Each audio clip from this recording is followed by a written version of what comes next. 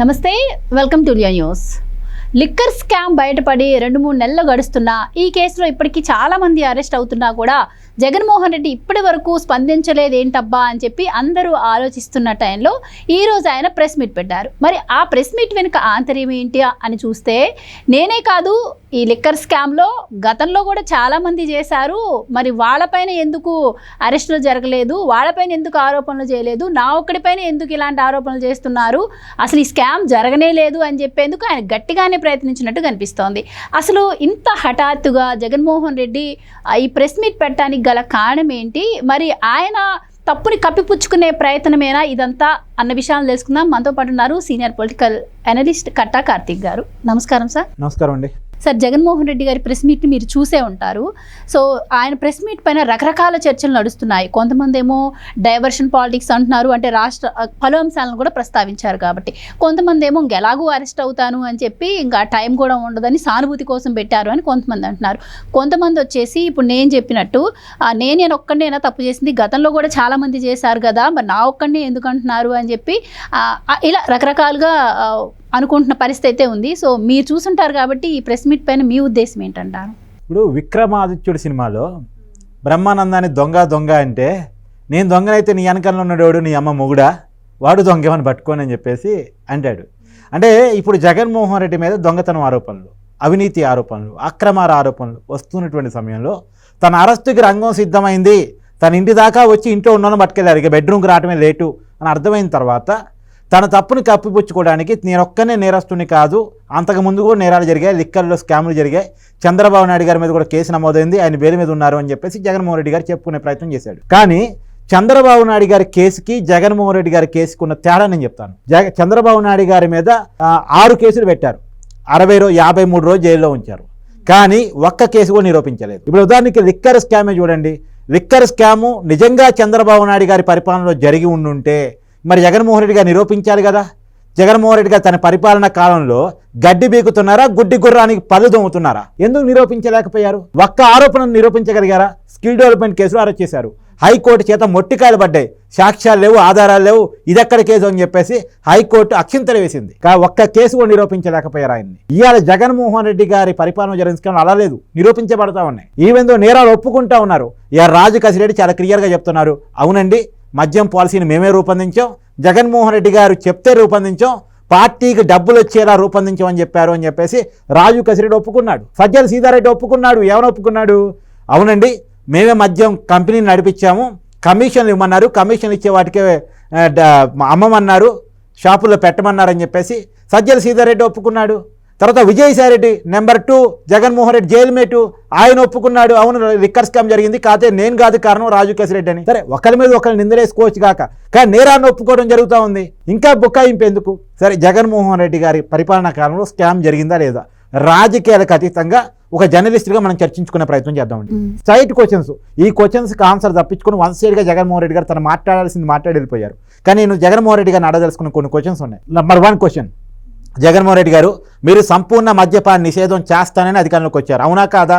మరి సంపూర్ణ మద్యపాన నిషేధం మీరు ఎందుకని చేయలేదు? Number 1 question. మాట తప్పను మడం తిప్పను ఇది మీ బ్రాండింగ్ అంటారు, మరి ఎందుకు మాట తప్పారు, ఎందుకు మడం తిప్పారు? సంపూర్ణ మద్యపాన నిషేధం ఎందుకని చేయలేదు?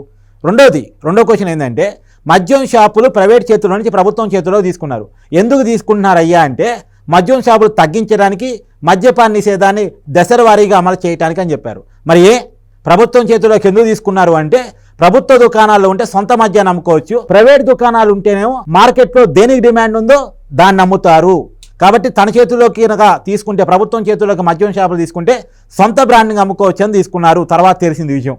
తర్వాత ధరలు పెంచారు. ఎందుకు ధరలు పెంచుతున్నారు అంటే జగన్మోహన్ రెడ్డి గారు చెప్పిన థియరీ ఏంటంటే, ధరలు పెంచితే మద్యం తాగే వాళ్ళు తగ్గుతారు అని చెప్పేసి ఆయన చెప్పారు. కానీ వాస్తవమైన థియరీ ఏంటంటే, సొంత బ్రాండ్కి ఎక్కువ లాభాలు రావాలి కాబట్టి ధరలు పెంచారు. ఇప్పుడు ఉదాహరణకండి, మీరు ఏం సోప్ పడతారో నాకు తెలీదు, మైసూర్ శాండిల్ సోప్కి లోకల్ మేడ్ సోప్కి రేట్ తేడా ఉంటుందా ఉండదా? ఐఫోన్కి లోకల్ ఫోన్కి రేట్ తేడా ఉంటుందా ఉండదా? ఎందుకు? బ్రాండింగ్ తేడా.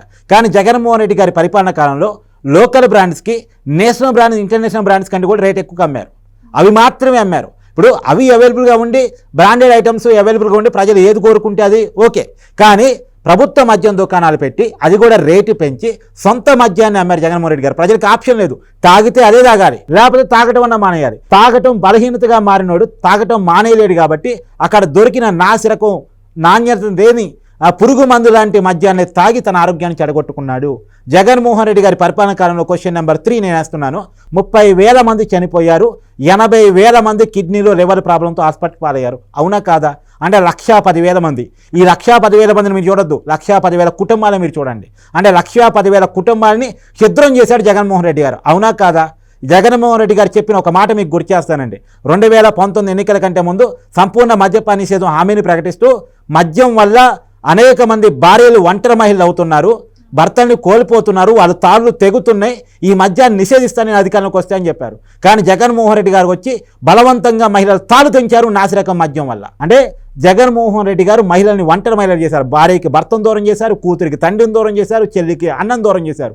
అంటే నాసిరకం మద్యం ద్వారా అమ్మేసి ప్రజల్ని ఇబ్బందుల్లో గురి చేశారు జగన్మోహన్ రెడ్డి గారు. అంటే కుటుంబాన్ని చిత్రం చేశారు జగన్మోహన్ రెడ్డి గారు. అవునా కాదా? Question number 4. ఇప్పుడు కరోనా టైం తర్వాత కేంద్ర ప్రభుత్వం రాష్ట్ర ప్రభుత్వానికి ఇచ్చిన ఆర్డర్ ఏంటండి? క్యాష్లెస్ ట్రాన్సాక్షన్ని సపోర్ట్ చేయండి, డిజిటల్ ట్రాన్సాక్షన్ని ఎంకరేజ్ చేయండి, క్యాష్ లేకుండానే మొత్తం ట్రాన్సాక్షన్ నడిచేలా చేయండి అని చెప్పింది. అంటే టీ కొట్టు, బడ్డీ కొట్టు, కిరాణా కొట్టు దగ్గర కూడా ఫోన్పేలు, గూగుల్ పేలు వాడే రోజులండి. 5 రూపాయలు 10 రూపాయలకు కూడా ఫోన్పేలు, గూగుల్ పేలు వాడే రోజుల్లో మద్యం షాపుల్లో వందల కొద్ది రేటు పలికే మద్యం బాటిల్ని కేవలం క్యాష్ రూపంలో కొనాల్సిన తప్పనిసరి పరిస్థితి ప్రజల మీద పడింది. Cashless transactions not agreed. అంటే కార్డ్స్ లేవు, ఫోన్పేలు లేవు, గూగుల్ పే లేవు, ఓన్లీ క్యాష్ కొట్టు మద్యం పట్టు అనేటువంటి పద్ధతిలో జగన్మోహన్ రెడ్డి గారు మద్యాన్ని అమ్మారు. అవునా కాదా? ఎందుకు అలా అమ్మాల్సి వచ్చింది? 98,000 కోట్ల రూపాయల మద్యాన్ని కేవలం డబ్బుతో అమ్మారు జగన్మోహన్ రెడ్డి గారు. ఎందుకు డబ్బు రూపంలోనే అమ్మాల్సి వచ్చింది? నేను చెప్పనా?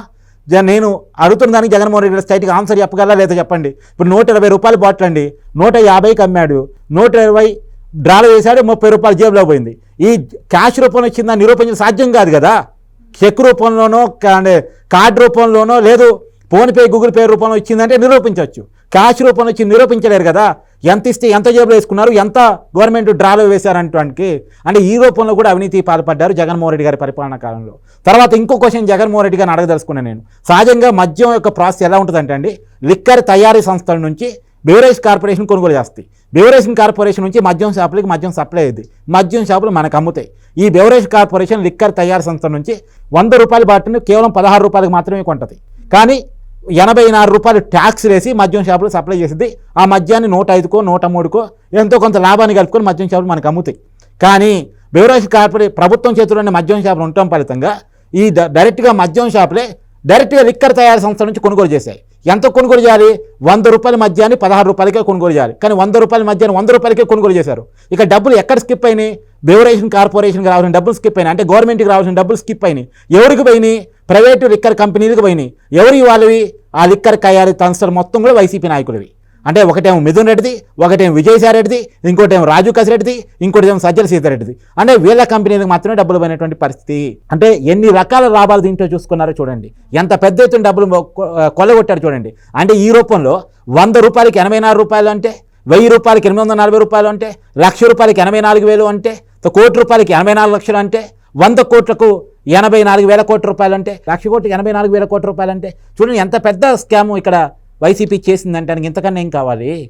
సో కాబట్టి నేనేమంటున్నానంటే జగన్మోహన్ రెడ్డి గారు చేసిన స్కామ్ని ఆయన నిర్భయంగా ఒప్పుకున్నాడు. అందుకే సమాధానం లేక తను చెప్పాల్సింది మాత్రం చెప్పి వెళ్ళిపోయాడు. చాలా క్లియర్గా మనకు అర్థమవుతుంది. ఈ ప్రశ్నకి నిజంగా స్టిక్కర్ స్కామే చేయకుండా ఉంటే చెప్పండి సమాధానం బయటకు వచ్చేసి. ఇక రాజు కసిరెడ్డి ఒప్పుకున్న తర్వాత, సజ్జల సీతారెడ్డి ఒప్పుకున్న తర్వాత, విజయసాయి రెడ్డి ఒప్పుకున్న తర్వాత ఇంకా మేము చెయ్యలేదు అని బుకాయిస్తే అంతకన్నా అంటే ప్రజలు ఏమైనా చూడలేరు అనుకున్నారా? ప్రజలకు కళ్ళు లేవు అనుకున్నారా? ప్రజలకు చెవులు లేవు అనుకున్నారా? ప్రజలు ఏమి గమనించరు, అమాయకులు అనుకున్నారా? మీ అబద్ధాలు ఎక్కువ కారు నమ్మరు జగన్మోహన్ రెడ్డి గారు. వాస్తవాలు తెలుసుకునే పరిస్థితుల్లో ప్రజలు ఉన్నారు. రెండోది, పిల్ల అనుకుంటుందట తను పాలు తాగుతూ కళ్ళు మూసుకొని పాలు తాగుతూ ఎవరు చూడట్లేదు అనుకుంటుందట. కానీ అందరూ చూస్తున్నారన్న విషయం ఆ పిల్లికి తెలవదు. ఇలా జగన్మోహన్ రెడ్డి గారు కూడా ఒక విషయం గుర్తుపెట్టుకోవాలి. ఇది ప్రజల ముందు జరిగిన స్కాము, ప్రజలకు తెలుస్తూ జరిగిన స్కాము. ప్రజలకు అవగాహన ఉంది మేము ఏ రకమైన బ్రాండ్ తాగామని, ప్రజలకు అవగాహన ఉంది మా ఆరోగ్యాలు ఏ రకంగా పోడాయనేటువంటిది, ప్రజలకు అవగాహన ఉంది డబ్బు రూపంలోనే మేము క్యాష్ పెట్టి మేము మద్యం బట్టలు కొనుక్కున్నాం అన్నది. అంటే ప్రజలకు తెలిసిన స్కామ్ ఇది.